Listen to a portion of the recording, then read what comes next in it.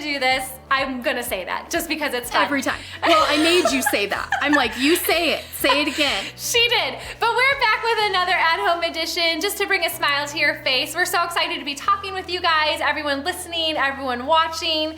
We have another edition of just bringing you some cheer through not very pointed conversation. Not at all. Very random. We're going to talk about movies today. Yes, we have random topics.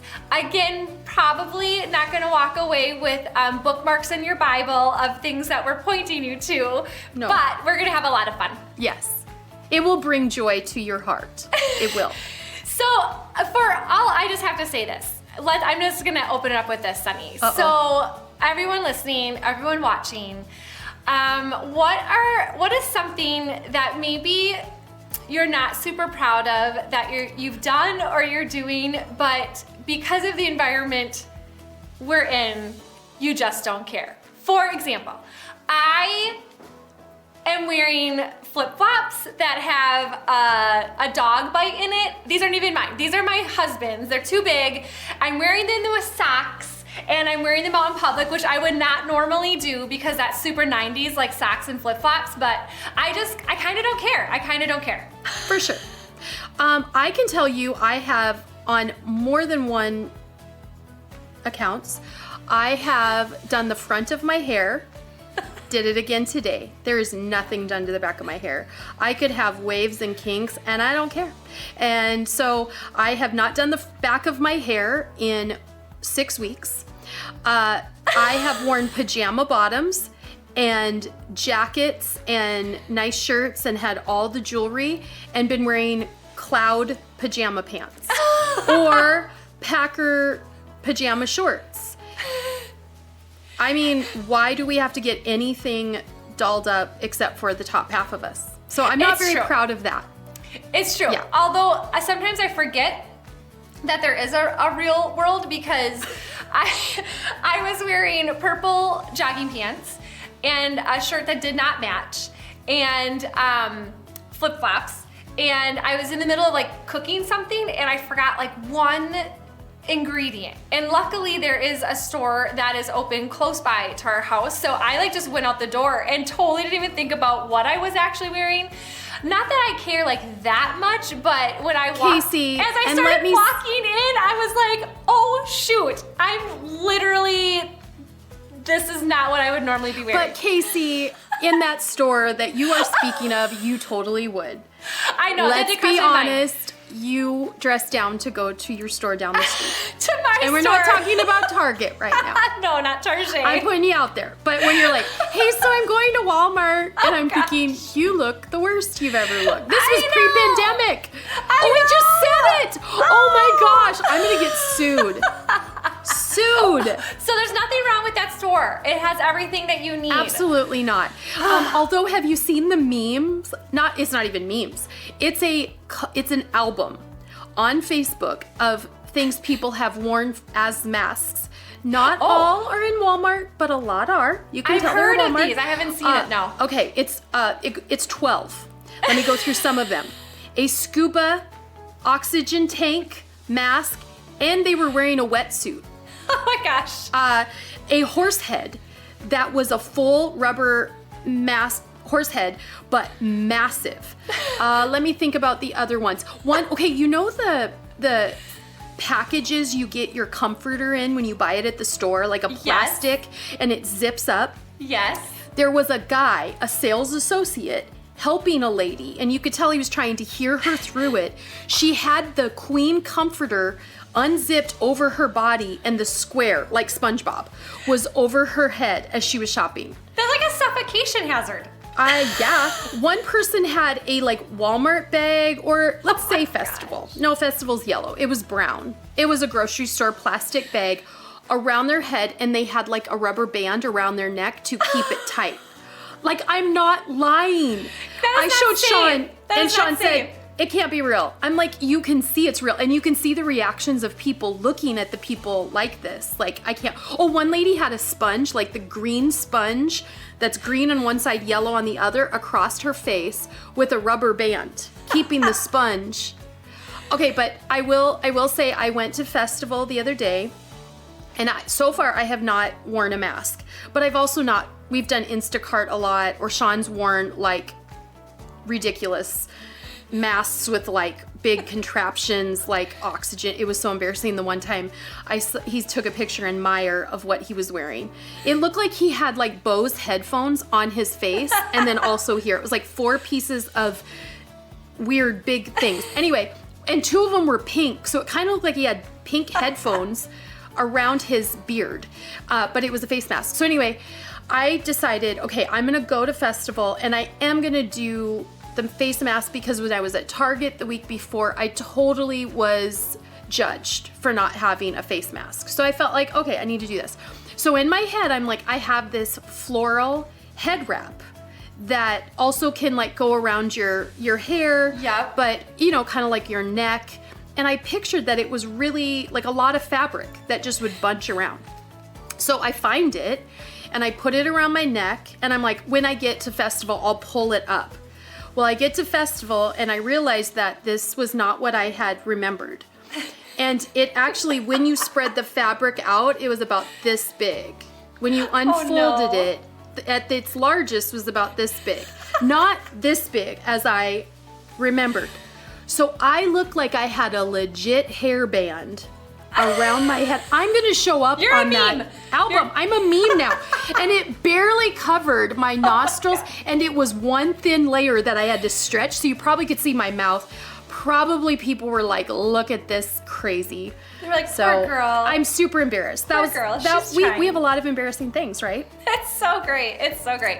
Well, not only embarrassing things, but there are like some fun things, milestones, things that are to be celebrated that are still happening, because life doesn't stop, life keeps going. And so even though it's different, I'm sure there have been some things that people would normally celebrate one way but how to do it differently. So we would love to hear from our listeners and our viewers. If you're watching, put in the comments like things that you've celebrated and how you've celebrated. For example, birthdays. People have birthdays during this whole pandemic. So how have you celebrated? We would love to hear it. And if you're listening, let us know too. But Sonny, you had a birthday this month. Yes. So how did you guys celebrate it? It happened to be, let me see, it was on a Sunday, and we've had some beautiful Sundays in Wisconsin. Thank you, Wisconsin, for having warm weather.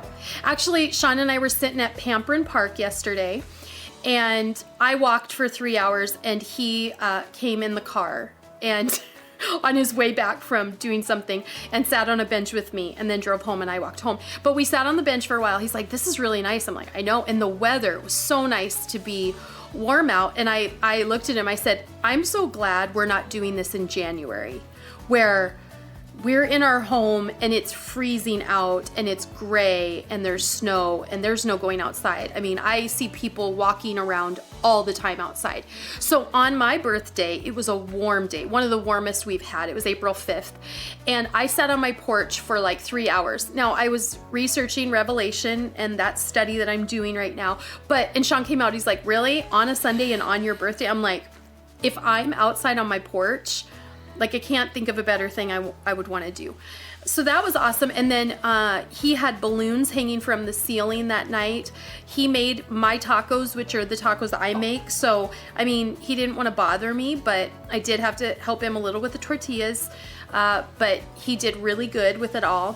He got me a TJ Maxx digital card.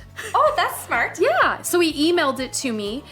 I haven't tried to use it because I think I might wait till I open up so I can go shop the aisles, because that sounds like more fun. So it was really great. It was really great. And nobody was going anywhere. Nobody was in a hurry to get through the party. We just had dinner, and my kids wrote me wonderful cards, and they probably spent more time writing nice things. So it was great. It was great. That's awesome. That's awesome. My dad had a birthday this month too, and so we drove to his house and did what I think a lot of people do, just made him a big sign and stood in front of his window. But Aww. He said it was one of his favorite birthdays. Yeah. I think because it was so intentional, and we didn't want it to not still be celebrated. So I think it's cool when people have creative ideas. So we loved it.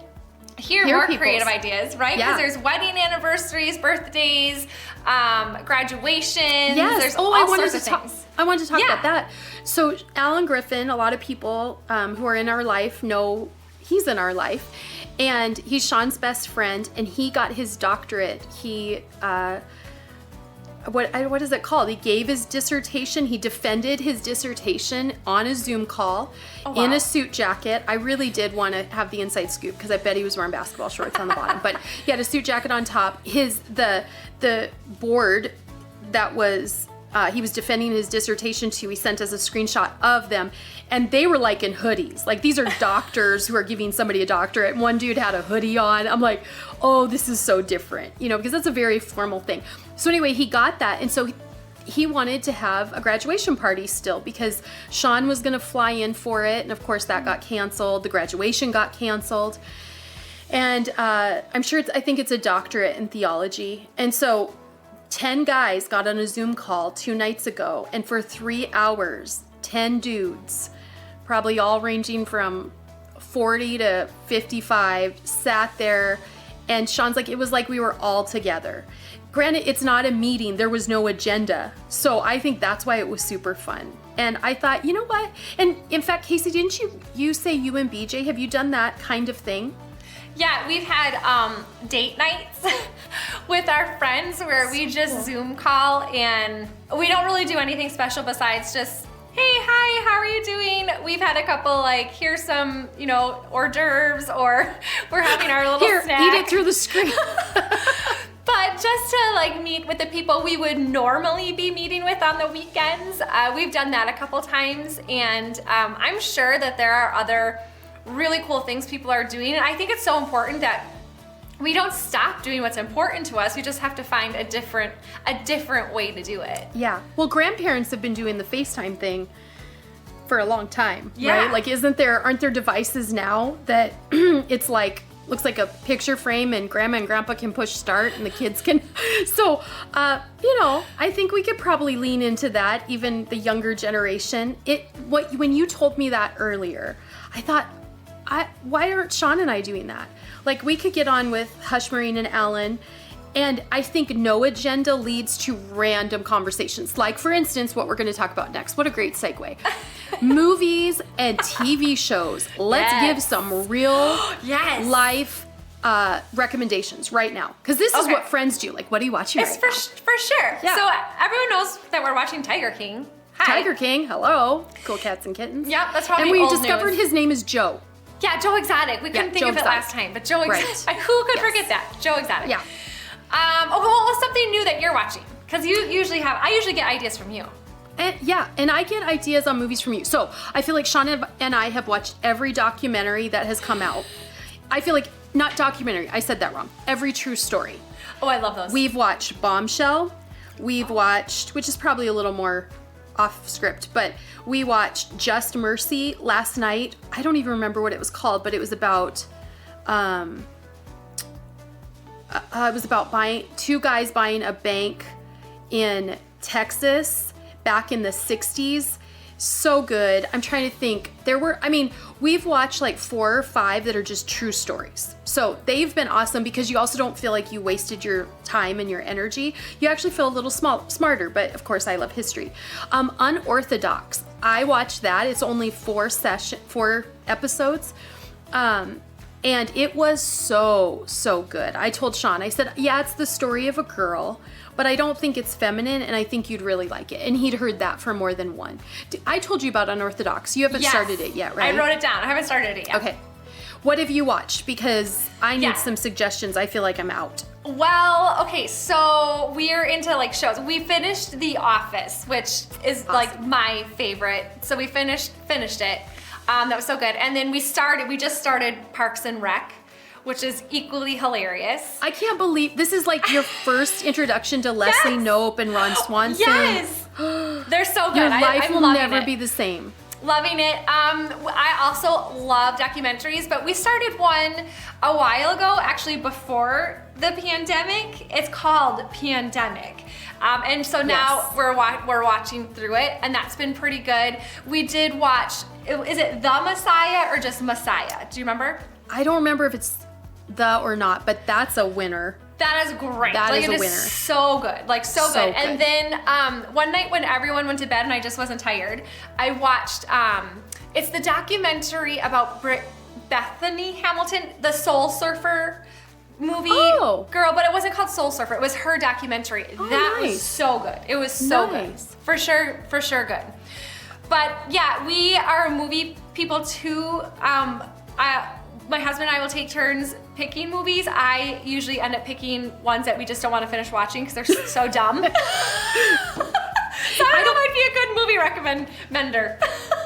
Sean and I have a hard time like deciding on one. Most of the time we're like, how is there not more to watch? But last night we were gonna watch this true story movie and I sat down on the couch. She's like, I already picked one. I said, it's like when somebody picks the restaurant you're gonna go to. Yes. It's like, thank you for doing that. I said, oh, you're such a good man.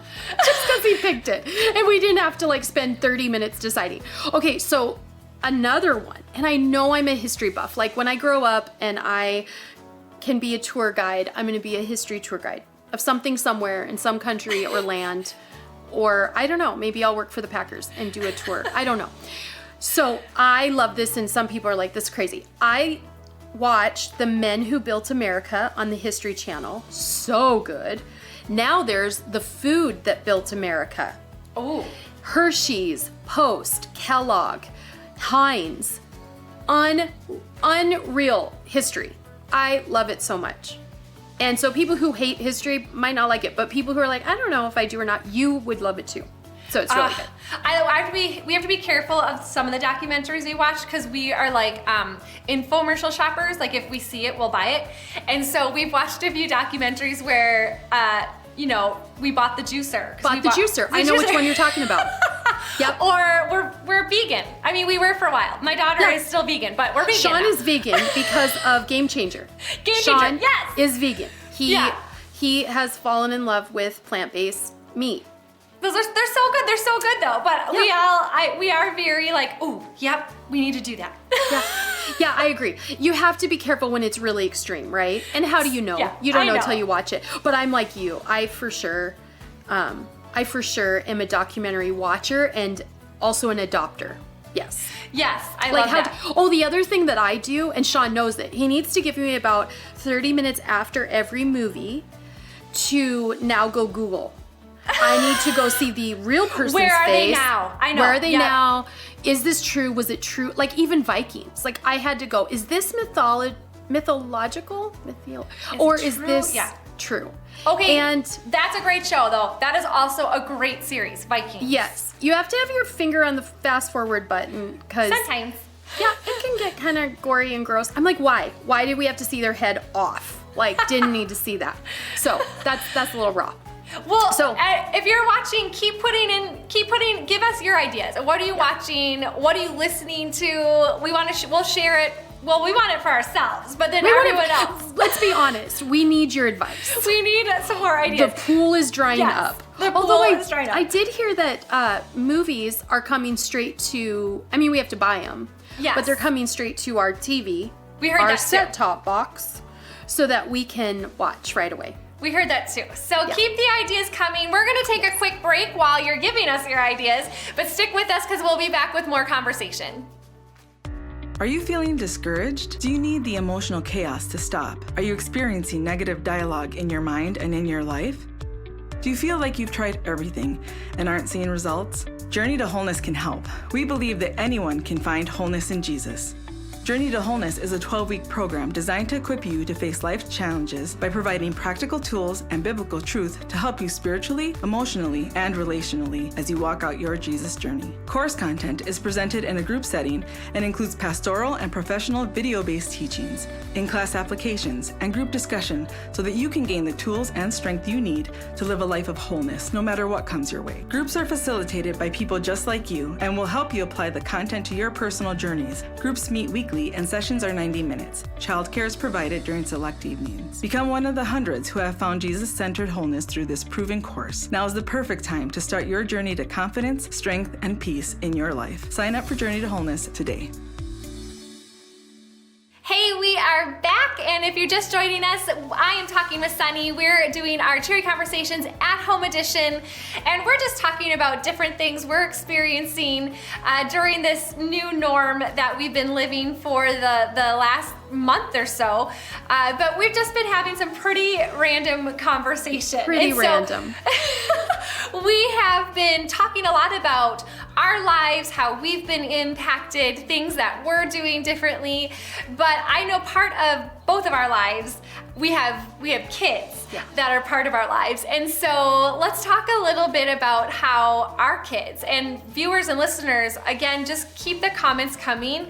Add your own comments to this conversation. But Sonny, you have teenagers. Yeah. So how have they been handling the new norm? Sean and I were talking last night as we were cooking that this sounds mean to people who don't have teenagers that have younger ones. I said, can you imagine Aubrey and Isaiah at 2 and 3 years old, or 4 and 5 years old? He's like, or like young kids, like elementary. I'm like, I know. Them as third graders. Like, we were just like counting our blessings last night because they are teenagers. So they, I think at that point, had moved stuff around in our living room, and they were doing like a exercise TikTok where Isaiah held Aubrey over his head, and then he'd do a sit-up and she'd move her legs forward and up into a pike. And of course they were falling, and Isaiah jammed his toes, and they were giggling. But I'm like, they're able to entertain themselves so well. And it's actually been entertaining, and it hasn't been too bad. I guess now we can thank technology for the fact our kids were connecting more online with friends and on social media. Well, not really social media, their things. Snapchat and TikTok and Visco and the things that are cool to them, Instagram. And so they kind of just kept flying through, connecting with their friends that way. So we've been super grateful. I do want Aubrey to write songs. Isaiah is working out 2 to 3 hours a day, so he's doing really good, and that's his goal. And Aubrey's, she's like, I can't write, but your daughter's writing. I'm like, okay, Kalia, push my daughter. You're already doing it. And so either Aubrey's gonna fold in comparison, or Kalia's gonna push her, because your daughter, how many songs has she written now? I think she did like 3 Unreal. Original ones. Yeah, you have a video. It's been cool. I want to see this. I do have a video. So here's my house most of the time. I mean, it's not always this awesome, but here's what happens in my house sometimes.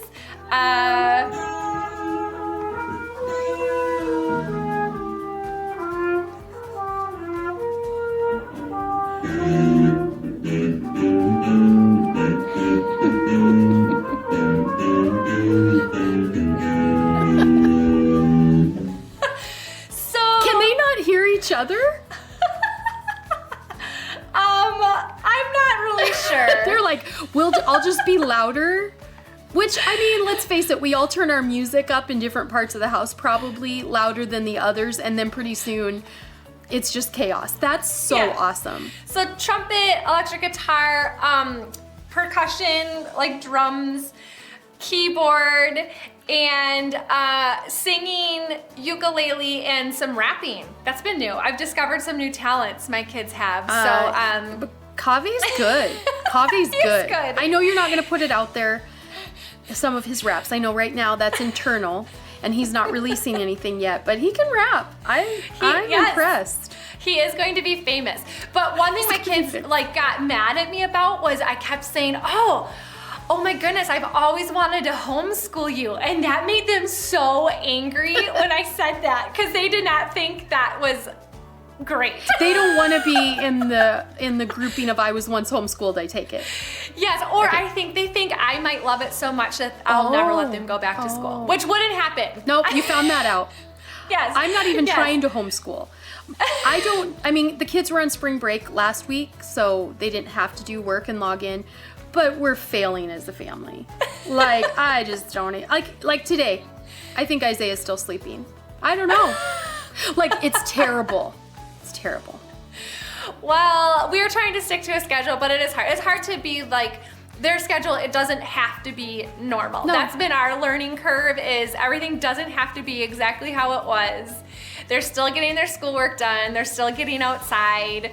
And I think it's important to let them enjoy this as much as they can enjoy it, right? Like I think about, why would we make this harder on ourselves and our kids than it is? Like, why would we make more stress and tension than is already probably something we're struggling with? So I think of the trauma, and I don't want to exaggerate, but I think of the trauma really of this has never happened to kids in this century. You know, that they've just, everything is up in the air. Seniors that aren't going to get to graduate, they don't get to finish their senior year with really no notice, you know? And so how do we make it that much better for them? And that leads us to animals. Which, I mean, kids, animals, kind of the same bucket. Did I tell you that I'm bending? No. You didn't even know this. You said we're going to talk about animals. Is anybody getting an animal during this time? So when we moved houses, we got rid of our dog and our cat. And, well, we didn't get rid of our cat, but I said the cat stays in the garage and with a litter box. And the cat kept getting out and roaming the neighborhood, and people kept bringing our cat back. And I was raised on a ranch, and we live out in trees and stuff. I'm like, let the cat roam, like let it go eat things or be eaten. Like it's what happens in life. And so I just, all these neighbors keep bringing our cat back and knocking on our door, and they're very concerned about Buddy. And I'm like, I don't care about Buddy. If Buddy wants to or needs to come back, he'll come back when the garage door opens again, or he'll scratch on our front door. So eventually Buddy just disappeared. And he actually is in someone's house in our neighborhood. He's not dead. Oh. Yeah, somebody found out. I didn't really care. They just took him. Okay, so they adopted him. Yeah, so that was a year ago. And Aubrey has cried probably once a month for a year. Like sobs. No. I miss Buddy and I loved Buddy. So anyway, somebody sends me a couple weeks ago, pictures of kittens in the barn that the cat just had, saying if you know of anybody who wants kittens. And I mean, I'm a sucker for small things. Chipmunks, adult or baby, babies of any animal. They're all cute. I mean, baby possums, give me one. Baby porcupines, let's have some. Let's have some around. So I was like, oh my gosh. So I came back and I thought, I will surprise Aubrey. So I've been plotting that we'd get this kitten and I would make her keep it in the garage or her bedroom. Not allowed in the house. Not allowed. She's gonna have to. Where's her bedroom? Is it in the house? Upstairs, but she's gonna have to carry the cat. There's some stipulations here. And then last week, she was sobbing about Buddy again. And I know that it's just she hasn't seen friends, she hasn't seen people. And he loved me. And it's the tears. And I knew she wasn't trying. She knows I was not getting her cat. So I said, Aubrey, I think there's a kitten I might let you get. And I show her the picture and she fell into my arms crying. She sealed the deal because she falls into my arms crying. Thank you. I can never take it away now because it just filled my heart. So we're gonna get a garage cat. And to me, it still should be able to go wherever it wants to go in the trees. They're basically wild animals that we've domesticated. That's so great. However, I'm pretty sure we're gonna have to keep it in her room or the garage. So yes, I bent. Aww. Well, I don't think you're the only one. I've seen several neighborhood families with new puppies walking around. Yeah. See, the puppy thing, you can't make a puppy live in the garage. Or a dog. No, you can't. No. They are like another human being. Yeah. For sure. Well, you're a dog person. Spoken like a true dog person. Yes. You just said they're a human being. I did. In fact, I had to bring them. They had to go to the vet this last week, and it was the drive-through vet. So we brought them, and the vet picked them up curbside, and I was very appreciative that the pet doctors are still, available. But yes, I love my dogs, and it looks like a lot of people are becoming pet owners because of this. As of recent, And we'll probably have lots of babies. We'll end on this note. There will be lots of babies 9 months from now, 10 months from now. Not from either one of us. Not for us. Nope, we got teenagers. Yeah, nope. And on that note. And so, yes, we will end on that note. But you said something a little earlier about the kids and not making it more difficult. I think that's such a good point for all of us. just making sure we aren't making our lives more difficult than it has to be. It already feels difficult, already feels different. And so especially for our kids, I loved what you said, like allowing them to sort of enjoy this because it is something new and different. Like we always tell our kids, like, you'll be able to tell your kids that you and they'll lived be like, through yay. this. You know what? what? Yes. I have a cousin who is a teacher, and I've talked to some other teachers, and my cousin said she teaches 5th graders, which parents would have to be a bit more engaged with, probably 5th grade than high school, and obviously 2nd grade more than 5th grade. And she said, I can't get a parent to respond to any form of communication to me. Like kids who aren't showing up for school, and then I reach out to the parents, zero feedback or follow up. And I thought, I from the parent perspective thought, yep, I'm that parent. But I think that teachers are giving a lot of grace. I think parents are giving grace, and I think we all should. This is weird, and to be like having yelling matches with your kids over school when teachers are saying the masses are struggling, we all can give ourselves a break, right? I love that. I mean, we love might that. not have to go buy a puppy over it, but we also don't have to yell and freak out about school. So there's probably a good happy medium. So for sure, I love that, giving grace. That's so necessary, and I think that'll help us all look back on this and see it as a time that, yeah, it was a little bit of a struggle, it was different, but we can look back and see like all the good that's coming out of it and all the good change. So I love that, Grace, that's great. Well, thanks for joining us today. We love that you're watching and listening with us. We hope that we made you laugh. We hope you got some really great TV and movie ideas. yeah. And we'll take yours. Yeah, we'll take yours. So thank you so much for joining us. We will be back next week at the same time for another Cheery Conversation. And I'd love to connect with you directly. You can go to sunnyhennessy.com, and right there on my website, you can email me. I'd love to know topics you'd like to hear about, guests you have in mind. In the future, we're bringing for the home edition people from all over the United States that will be my guest because we can. So go to sunnyhennessy.com to connect with me directly. We'll see you guys next week. Thank you. Bye.